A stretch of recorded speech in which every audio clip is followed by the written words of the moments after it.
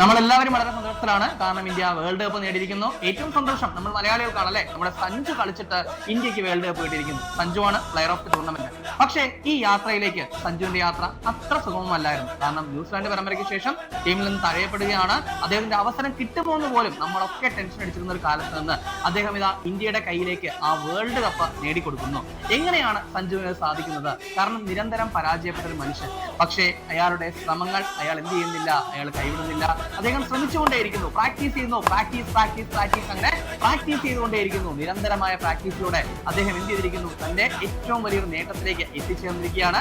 So സഞ്ജുവിന് അഭിനന്ദനങ്ങൾ. അദ്ദേഹത്തിന്റെ ഈ ഒരു പാത നമുക്കൊരു മാതൃകയാണ്. അതായത് നമ്മുടെ മുന്നിലുള്ള അവസരങ്ങൾ എപ്പോഴെങ്കിലും ഒന്നോ രണ്ടോ കിട്ടുകയുള്ളൂ. അത് കൃത്യമായിട്ട് ട്രാക്ക് ചെയ്യണമെങ്കിൽ നമ്മൾ നിരന്തരം പ്രാക്ടീസ് ചെയ്യുക.